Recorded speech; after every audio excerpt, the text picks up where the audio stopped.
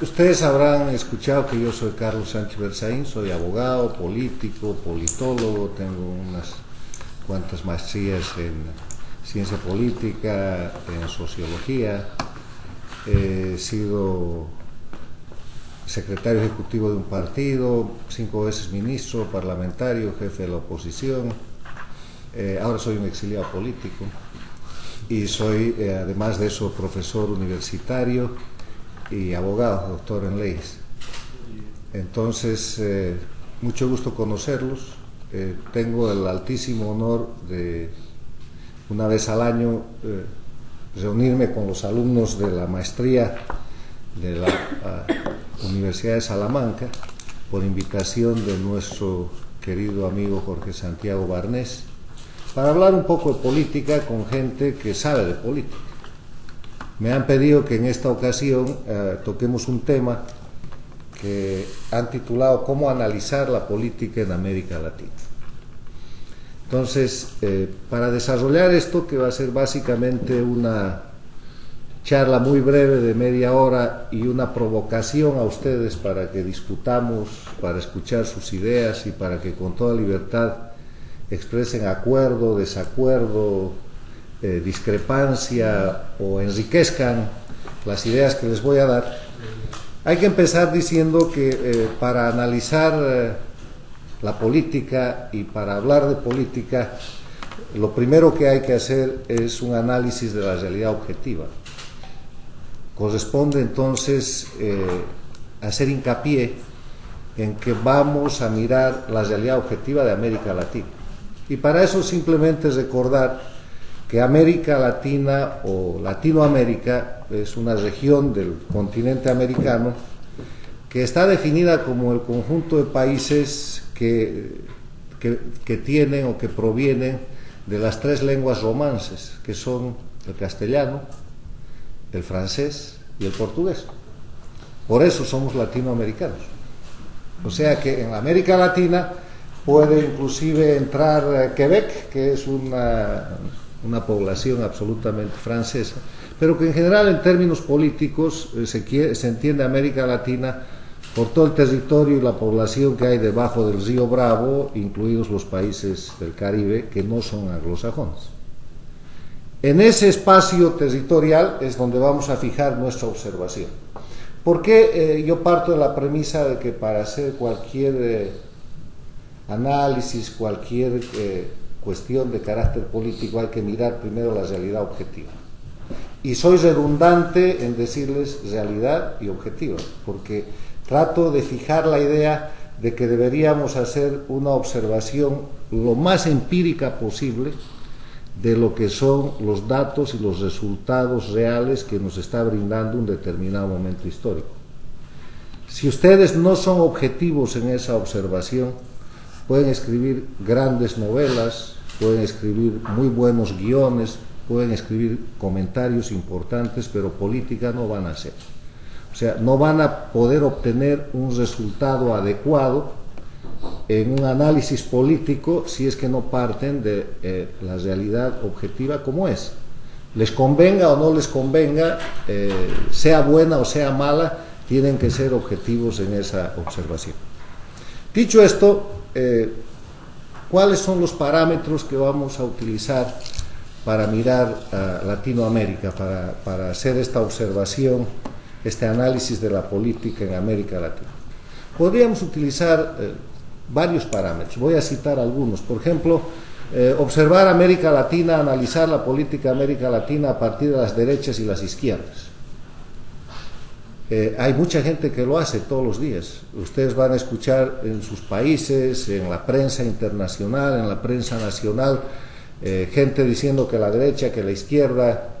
Y para mi criterio, esto de derechas e izquierdas es una terminología que está un tanto superada.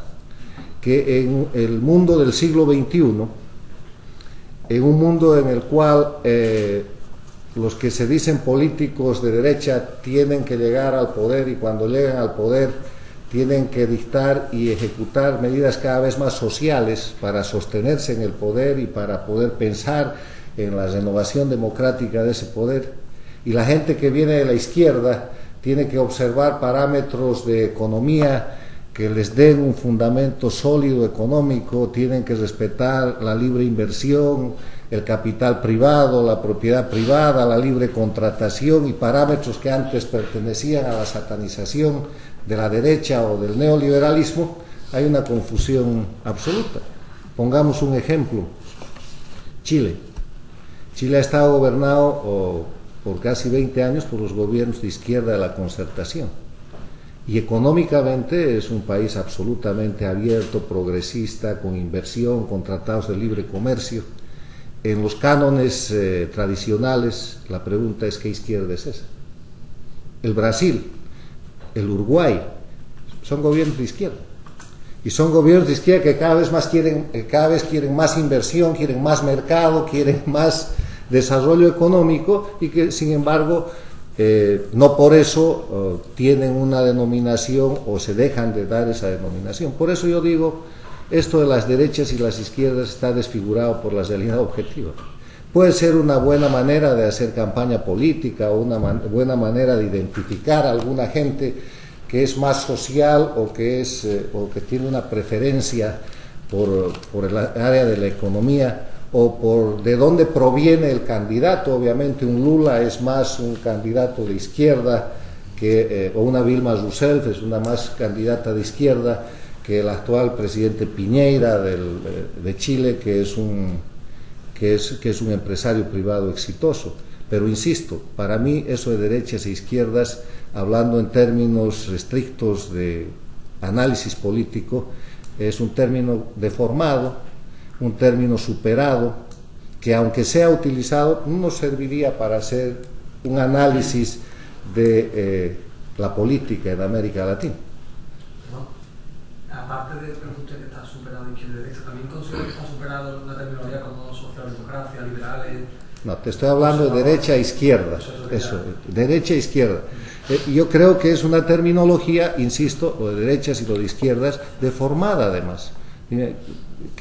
¿Cómo se podría, y lo vamos a discutir después, yo les voy a dar la palabra, cómo podrías tú establecer cuáles son las notas características de la derecha? Te las he dado yo, las ejerce la izquierda, porque necesita estabilidad económica. O cuáles son las notas características de la izquierda, que es más social, que está también manejada por los gobiernos del otro lado. Estoy hablando de América Latina, no estoy hablando del proceso europeo, donde también hay esa desfiguración, pero con otros parámetros, con otras características. Otro de los parámetros que pudiéramos utilizar para hacer un análisis es el de los resultados económicos. Mirar a América Latina y decir, a ver, qué países tienen estabilidad, qué países tienen crecimiento, cómo está el déficit, cómo está la deuda externa, cómo está la inflación, cuál es el proceso de estabilización.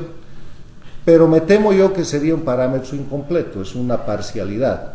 Otro parámetro sería el aspecto social, los resultados o avances sociales, para mirar desde otro lente y decir cómo está la salud, la educación, el nivel de empleo, la lucha contra la pobreza, la lucha contra la desigualdad. Hay un parámetro adicional que se usa mucho, que es el de la seguridad, el crimen, la seguridad ciudadana, que afecta de manera importante a países de la América Latina, independientemente de la tendencia política que los gobierne. Hay presencia del narcotráfico, hay presencia de las maras, hay presencia de las pandillas, hay la criminalidad callejera, es un parámetro. Otro parámetro que va ganando espacio en la América Latina desde hace bastantes años es el tema de la transparencia y la corrupción. Una de las cosas que reclama más la ciudadanía es la corrupción de los políticos, la corrupción de los gobiernos, la falta de transparencia, la rendición de cuentas, el accountability de los americanos, que es una de las zonas grises todavía en la política latinoamericana. Otro parámetro sería el de la institucionalidad, bancos centrales independientes, contralores independientes, fiscales independientes, la justicia en América Latina es independiente, el manejo de las diferentes instituciones que hacen al Estado, que tiene que brindar servicios y que tiene que brindar la atención adecuada al ciudadano. Hay un parámetro inclusive que está en estos días muy de moda y es el de la felicidad de la gente. ha aparecido un estudio, una encuesta, que ustedes la han debido ver en los medios de comunicación, que dice que América Latina es de los territorios, de los continentes más felices del mundo. El grado de felicidad más importante es el de Costa Rica, no hay ninguno aquí. Y después Venezuela tiene un importante grado de felicidad, porque han encuestado a la gente y le han dicho, ¿cómo te sientes tú? Feliz.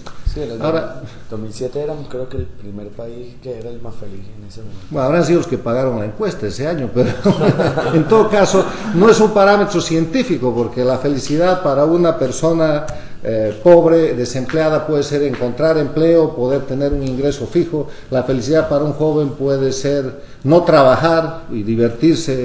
La felicidad para un anciano puede ser tener un buen servicio médico.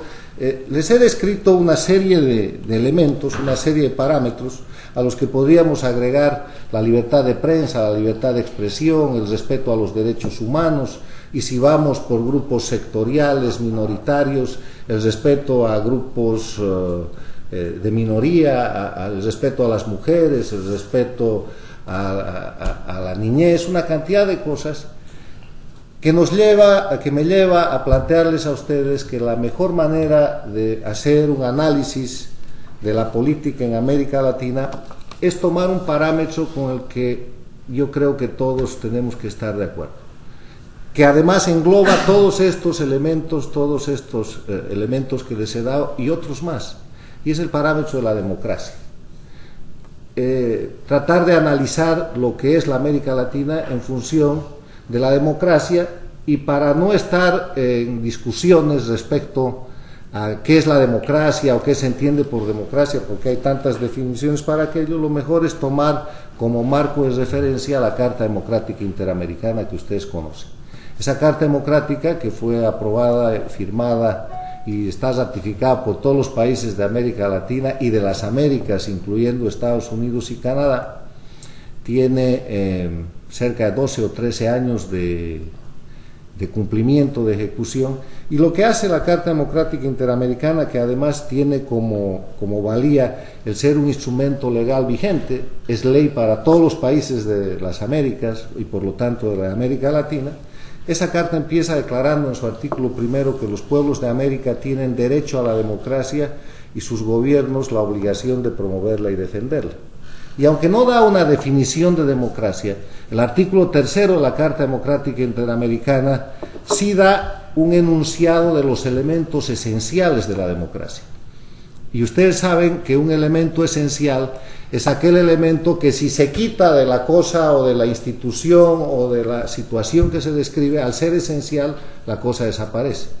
Y el artículo tercero dice: son elementos esenciales de la democracia representativa, entre otros, el respeto a los derechos humanos y las libertades fundamentales, el acceso al poder y su ejercicio con sujeción al Estado de Derecho, la celebración de elecciones periódicas, libres, justas y basadas en el sufragio universal y secreto como expresión de soberanía del pueblo, el régimen plural de partidos y organizaciones políticas y la separación e independencia de los poderes públicos. Aquí hay 5 elementos importantísimos que, si ustedes se fijan, están reuniendo todos los parámetros iniciales que yo enuncié como ejercicio para hacer un análisis de lo que es la política en la América Latina. Vamos a este tema entonces. A partir de este concepto, de este marco, no teórico, sino de este marco más bien legal, y del reconocimiento de la realidad objetiva de la América Latina, yo propongo que, en vez de hablar de derechas e izquierdas, en vez de hablar de países ricos y pobres, en vez de hablar de países más desarrollados y menos desarrollados, en vez de hablar de países con más o menos pobreza, hablemos de países en América Latina con democracia y sin democracia. O sea, los países que sí tienen democracia y los países que no tienen democracia. Cosa que puede considerarse una barbaridad en este siglo y en este momento en que toda la gente cree que en América Latina en pleno, excepto Cuba, hay democracia. Vamos con la descripción de lo que yo considero los países que no son democráticos. La dictadura cubana, obviamente, lidera este grupo, porque ese es un régimen de 54 años de exceso, de dictadura, de sometimiento. Cuba no tengo yo que describirles porque ustedes la conocen y la gente española aquí ha visto cómo pasan las cosas ahí por manos de un conciudadano que fue a hacer algún desarrollo político y que después de un accidente que está por saberse si fue accidente terminó en la cárcel. Cuba es una dictadura. A partir del año 99, el año 2000, con la llegada del presidente Hugo Chávez al poder en Venezuela, se produce un proceso político que transformará en estos últimos 13 años a la América Latina y que transformará al hemisferio.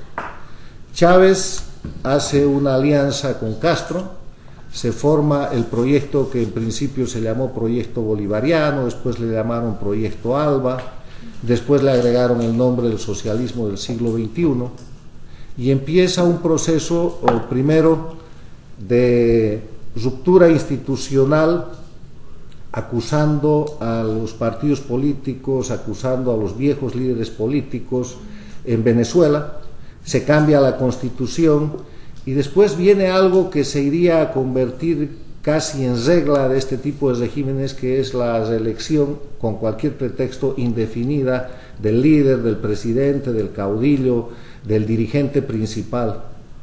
Se establece algo que yo denomino una franquicia, la franquicia del socialismo del siglo XXI, que se repite en Venezuela, que se repite en Bolivia, que se repite en el Ecuador, que se repite en Nicaragua, que tiene tropiezos en Honduras, donde después de un incidente calificado como un golpe de Estado, el socialismo del siglo XXI retrocede, que no tiene penetración en el Paraguay, que penetra a medias en la Argentina y que en realidad queda ahí, que intenta un ejercicio electoral en el Perú, con poco éxito en 2 ocasiones, y que configura 2 Américas, una América que sí cumple con los parámetros de la democracia descritos con los elementos esenciales planteados por la Carta Democrática Interamericana, y otra América felizmente más pequeña, felizmente con menos países, que incurre en violación cada vez más extendida y cada vez más agresiva de esos elementos esenciales de la democracia. ¿Qué es lo que pasa en función del elemento que hemos escogido, democracia, para hacer este análisis de la política en América Latina? Lo que ocurre es que estos países del socialismo del siglo XXI, liderados por Chávez, con Castro y con los otros liderazgos de la región, son países que cambian su institucionalidad, cambian su constitución política del Estado. Tratan de desarrollar un nuevo constitucionalismo latinoamericano asesorados por constitucionalistas de la Universidad de Valencia, de España, que se ha escrito mucho sobre eso, se han hecho planteamientos y que para los datos concretos terminan escribiendo las constituciones de Venezuela, Bolivia y Ecuador. En Nicaragua hay una distancia un poco más larga, los constitucionalistas de Valencia no han intervenido tan directamente. ¿Qué características tiene ese nuevo constitucionalismo? Primero, la Constitución es casi una ley ordinaria que puede ser cambiada por la voluntad del pueblo cada que es necesario, es un instrumento de un proceso revolucionario, y lo que más se cambia en la Constitución son las atribuciones que tiene el presidente de la República, que cada vez tiene más atribuciones, es la capacidad o la facultad de que ese presidente sea reelegido, primero por una vez, después por una vez más. Acuden al artificio de decir, bueno, como cambiamos la Constitución la vez anterior no se cuenta esta, en todos los países, y después siguen haciendo la reelección. Tiene como característica la concentración del poder y la ruptura de la independencia de los poderes del Estado, al punto en que se llega a la desaparición del sistema, y además se trata de desconocer doctrinalmente lo que es un sistema de separación de poderes. El presidente del Ecuador, Rafael Correa, expone su punto de vista político y doctrinal en varios eventos de prensa y dice: yo lo que le quiero explicar al pueblo del Ecuador es que el presidente es el jefe de Estado, y el jefe de Estado no solamente es el jefe del Poder Ejecutivo, es el jefe del Poder Ejecutivo, del Poder Legislativo, del Poder Judicial, del Poder Electoral, de la Contraloría, de los militares, de la Fiscalía, bueno, es el jefe de todo. O sea, el poder soy yo. Y lo dicen y lo sostienen y lo ratifican. Entonces ahí desaparece el elemento este de la separación de poderes, pero además de eso hacen de los órganos electorales mecanismos supeditados a su autoridad, y ahí empieza a aparecer la sombra del manejo electoral. Toman el poder por elecciones y se sostienen por elecciones, y a partir de las elecciones se mantienen con la vestimenta de democracia, pero una democracia que solamente son elecciones y que se aleja muchísimo de lo que es el proceso o la caracterización de la democracia misma. Vemos que en el aspecto económico, como son gobiernos de concentración de poder, se vuelven centralistas, se vuelven estatistas, el Estado controla todo, salvo en el Ecuador, controlan la política económica, controlan la deuda. Vemos cómo hacen desaparecer los mecanismos de fiscalización, porque como tienen mayoría en el Congreso, ponen los contralores, ponen los fiscales, tienen los jueces, empiezan a utilizar la justicia como un mecanismo de persecución, amedrentamiento o simplemente represión política. Son países que a partir de todos esos excesos generan una serie de presos políticos, aunque desde el gobierno dicen no son presos políticos, son políticos presos, pero que en todo caso no tienen ningún rasgo de debido proceso legal. Son países que tienen en la mayoría de los casos exilio político. Hay aquí en Estados Unidos, en Miami, no les digo centenas, miles de exiliados políticos venezolanos, o exiliados de verdad o autoexiliados. Hay casos como el del político Rosales, que está exiliado en Lima y no puede regresar. Hay presos políticos en Venezuela. En el caso boliviano hay un exilio político en el Brasil, en el Paraguay, en el Perú, en España, en Estados Unidos. En el caso del Ecuador, aquí el más notable exiliado político es el periodista Emilio Palacio, que ha salido en condiciones en las cuales el presidente del Ecuador lo enjuicia por un artículo de opinión y le pide al juez que le dé una sanción de $80 millones.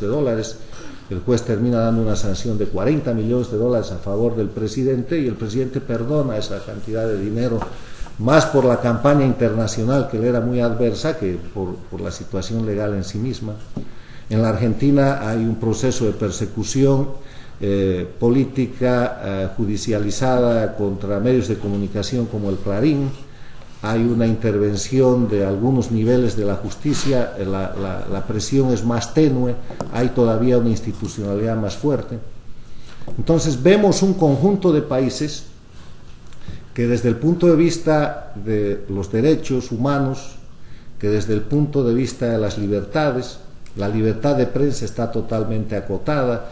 El caso de Globovisión en Venezuela, el caso de los canales de televisión confiscados a empresarios privados en el Ecuador, TC Televisión y Gama Visión, o el caso del Universo en el Ecuador, o el caso de los periodistas muertos y desaparecidos en Bolivia, o el dinamitazo de las antenas de televisión, de redes de televisión, o el simple proceso de compra de medios de comunicación que hace el socialismo del siglo XXI en todos estos países, porque cuando no pueden quitar, compran los medios de comunicación. La libertad de prensa está terriblemente acotada, y además eso lleva a un régimen de autocensura.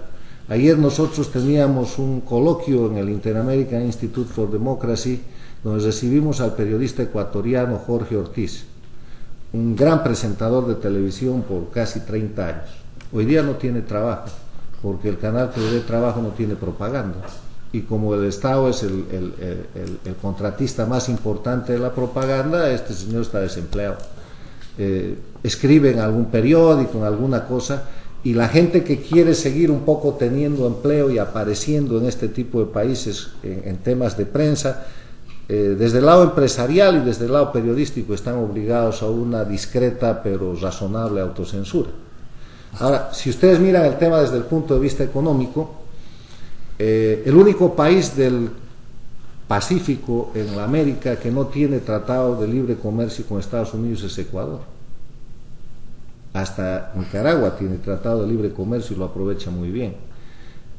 Todos estos países han desarrollado un discurso antiimperialista, se han proclamado socialistas, se han proclamado de izquierda, han llevado en general a su país a una situación económica muy delicada. En Venezuela hay una crisis económica, en Bolivia no va a tardar en llegar. El Ecuador está blindado porque está dolarizado, porque cuando tú gobiernas concentrando el poder, concentrando la autoridad, no tienes fiscalización, tienes libre disposición, gastas mucho dinero en política, mucho dinero en elecciones, generas empleo estatal, generas bonos de diversa naturaleza, de carácter social, pero estás desangrando una economía que ni el petróleo venezolano parece poder resistir. Desde el punto de vista de la seguridad, son países, y no es una característica menor, que han acrecentado su relación con el narcotráfico, sobre todo Venezuela y Bolivia. Venezuela está siendo observada como un país de despacho y redespacho de drogas, y Bolivia, a partir del presidente cocalero que tiene, ha pasado de tener 3.000 hectáreas de coca ilegal a tener 15 veces más o menos esa cantidad, y el Brasil y la Argentina empiezan a sufrir la sobreproducción de droga que tiene que ir a algún lado. Esa droga no viene a Estados Unidos, pero sí sale por Brasil y la Argentina y llega un poco a Europa. En temas de seguridad, eso trae consigo un problema muy grave de seguridad.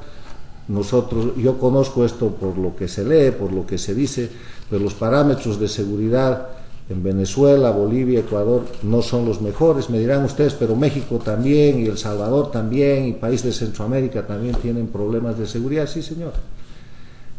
Pero hay este tipo de inconvenientes. Entonces, la descripción que les hago es la de mirar, y si quieren mirar crecimiento económico, el momento económico para la América Latina en los últimos 10 años, en los últimos 7 años, es un momento maravilloso, porque a partir del consumo de la China y de la India, los precios de los productos, de los commodities, de los minerales, del petróleo, han subido muchísimo, y las economías se han vuelto buenas economías. Frente a la crisis europea, la América Latina es un territorio que tiene un progreso importante.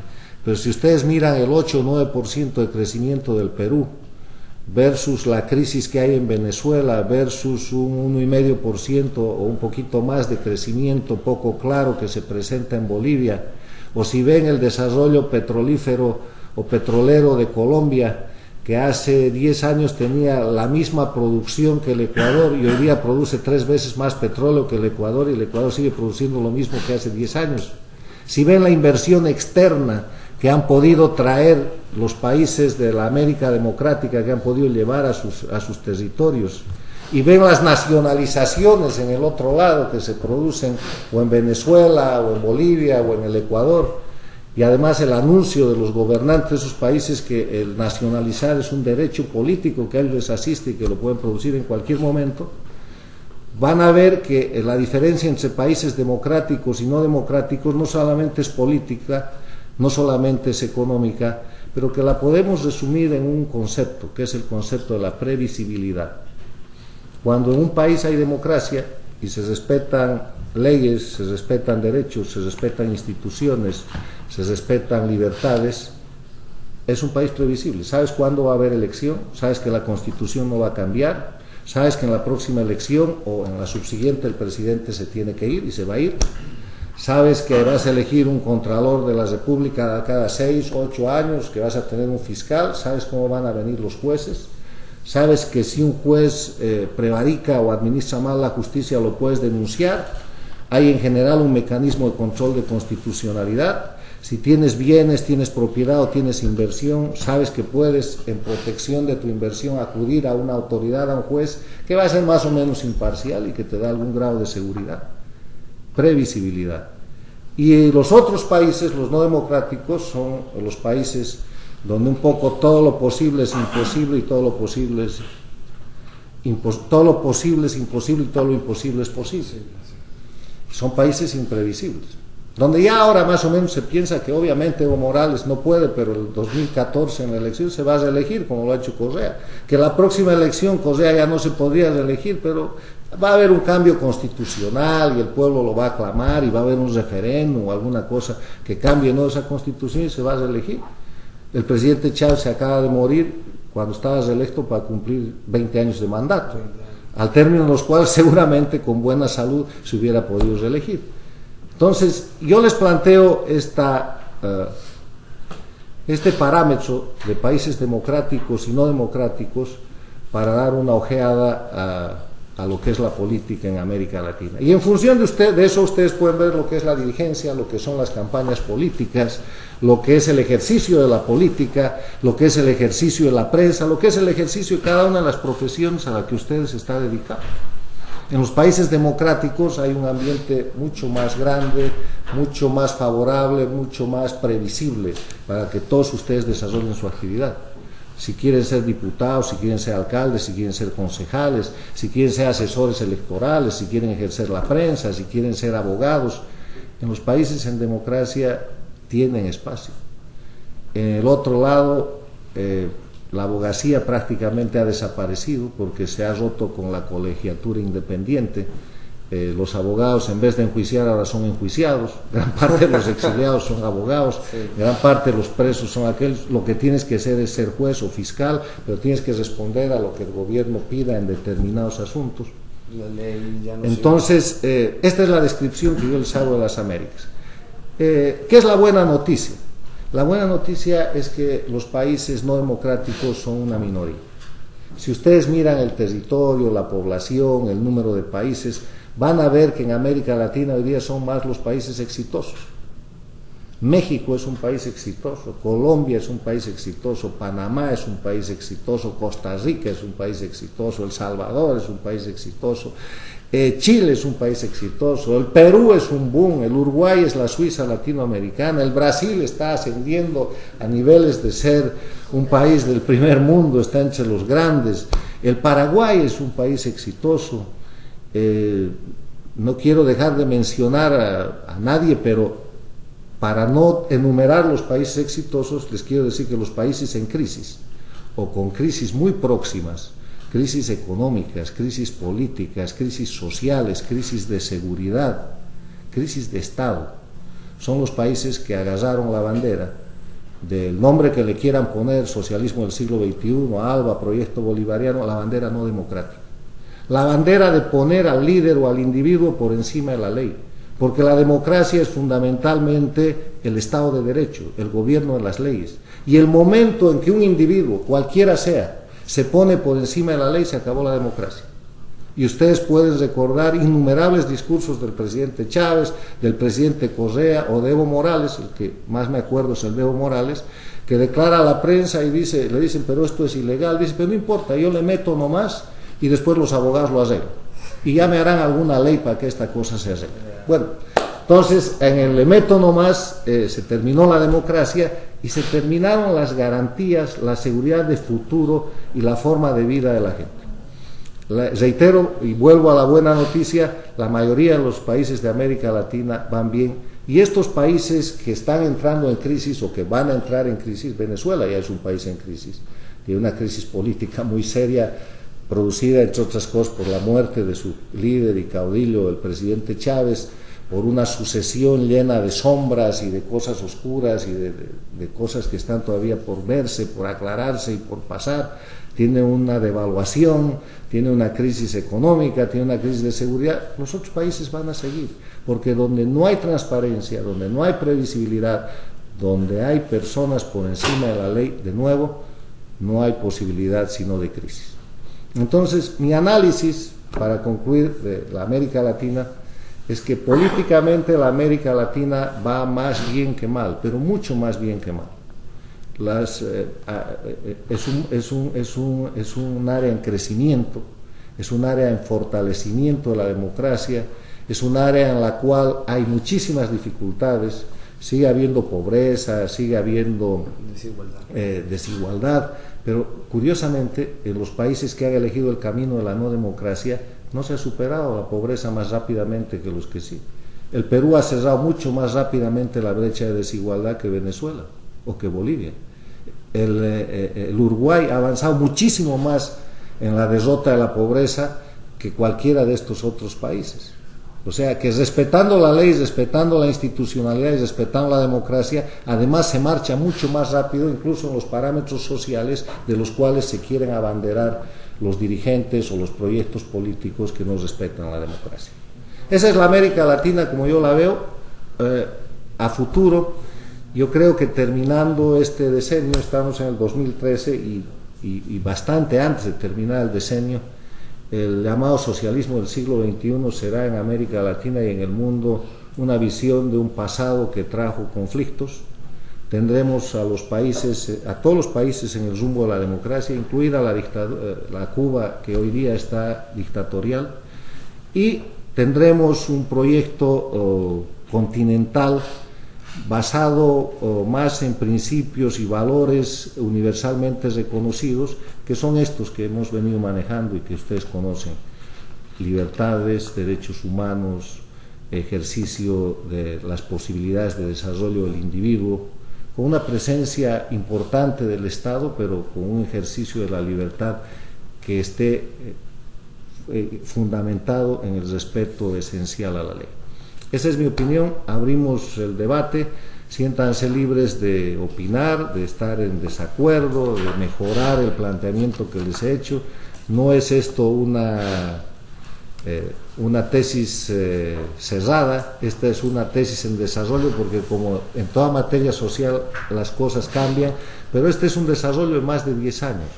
La exposición que les he dado recoge elementos de la realidad objetiva que son todos absolutamente verificables y que los podemos discutir. Entonces, ustedes piden la palabra, les pido nada